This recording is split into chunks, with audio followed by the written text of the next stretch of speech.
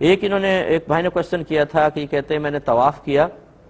طواف کمپلیٹ کرنے کے بعد پھر میں نے عصر کی نماز پڑھی تو رکن یمانی کے سامنے مجھے جگہ ملی تھی، میں اٹھا اور میں نے رکن یمانی کو ہاتھ لگایا برکت کے لیے اور چوم لیا، پھر محسوس کیا کہ میرے ہاتھ میں خوشبو لگ گئی ہے، تو کیا حکم شرع ہوگا؟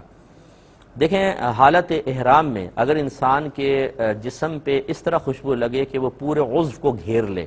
آپ کے پورے عضو سے مثلا پورے ہاتھ سے خوشبو آ رہی ہے مثال کے طور پر، اس نے گھیر لیا تو پھر اس پہ دم لازم ہو جاتا ہے، یعنی ایک بکرا یا دمبا حدود حرم میں ذبح کرنا ہوگا۔ اور فرض کر لیں عضو پہ نہیں کپڑوں پر لگ گئی ہے تو اس میں یہ ہوتا ہے اصول کہ آپ کسی کو کہیں گے یار خوشبو آ رہی ہے کہ نہیں، اگر سونگھنے والے یہ کہیں کہ یہ بہت زیادہ خوشبو آ رہی ہے تو دم لازم ہے، اور اگر وہ کہتے ہیں نہیں ہلکی سی خوشبو ہے آ تو نہیں رہی، کبھی کبھار ایک دم تم کپڑا ہلاتے ہو تو ہلکی سی آ جاتی ہے ورنہ نہیں آ رہی، تو اس پر پھر دم نہیں ہوتا ہے۔ تو اگر آپ یہ محسوس کرتے ہیں کہ آپ نے کعبۃ اللہ کی دیوار پر ہاتھ رکھا یہ رکن یمانی پر اور آپ کے پورے ہاتھ میں خوشبو لگ گئی ہے تو بالکل آپ کو دم دینا ہوگا۔ اسی لیے ہم اکثر یہ عرض کرتے ہیں کہ حجر اسود کو چومنے کے لیے لوگ وہاں پہنچتے ہیں، اب وہ اکثر ایسے لوگ ہوتے ہیں جو وہاں پہ عطر چھڑک دیتے ہیں، آپ اگر اس کو چومتے ہیں اور ہونٹوں کے اوپر پوری خوشبو لگ گئی تو یاد رکھیں آپ پر دم لازم ہو جائے گا، اس لیے بہت احتیاط کرنی چاہیے۔ بہتر یہ ہے کہ آپ حجر اسود کے پاس اس وقت جائیں جب حالت احرام سے باہر ہوں،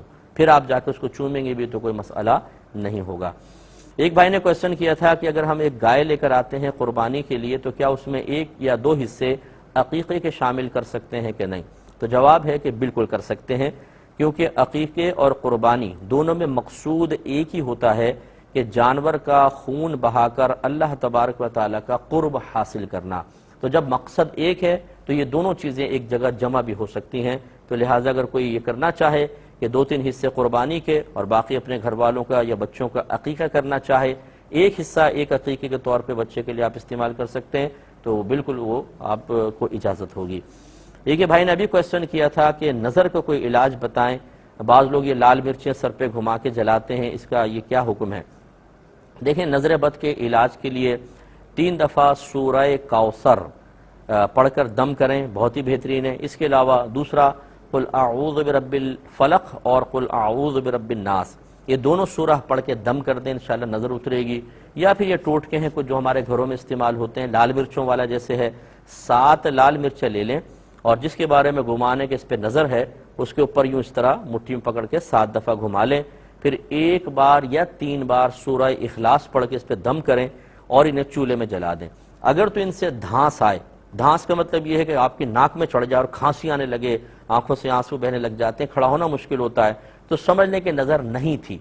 آپ کو صرف گمان تھا۔ اور اگر اس میں بالکل دھانس نہ آئے، اب قریب ہو کے کھڑے ہو کے سانس لے رہے ہیں لیکن آپ کی ناک میں کوئی دھانس نہیں آ رہی، تو یہ اس بات کی علامت ہے کہ نظر تھی۔ اس میں بہتر یہ ہے کہ ایک دفعہ ایسے اتار دیں تو ایک اور دفعہ اتار لیں کہ دھانس آنی چاہیے تاکہ اچھی طریقے سے نظر اتر جائے۔ پہلی مرتبہ مسئلہ نہیں آئی تو ایک اور دفعہ جلا لیں، پھر دوبارہ اسی طرح گھما کے تاکہ دھانس آ جائے، تو اس بات کی علامت ہے کہ نظر بالکل اتر چکی ہے۔ اور یہ ہمارا بھی ہمارے گھروں میں یہ رائج طریقہ ہے، یہ ٹوٹکا ہم نے دیکھا ہے۔ اور چونکہ یہ علاج کی صورت ہے، بعض لوگ کہتے ہیں کہ جی اس میں لال مرچوں کو جلانا لازم آ رہا ہے، دیکھیں ارے بھائی آپ جب کھاتے ہیں تب بھی تو آپ کے پیٹ میں جا کے غذا کا بہت سارا حصہ نالیوں میں بہتا ہے، تو کیا کھانا پینا چھوڑ دیں؟ جب ہم اپنے فائدے کے لیے کوئی چیز استعمال کرتے ہیں تو اللہ تعالیٰ نے خود قرآن میں ہمیں اجازت دے دی ہے کہ هو الذی خلق لکم ما فی الارض جمیعا، اللہ تبارک و تعالیٰ نے زمین میں جو کچھ ہے سب کا سب تمہارے نفع کے لیے پیدا کیا ہے، تو ہم اپنے نفع کے لیے اس کو جلا رہے ہیں، اس میں کوئی حرج نہیں ہے۔ پیٹرول بھی جلتا ہے تو گاڑی چلتی ہے،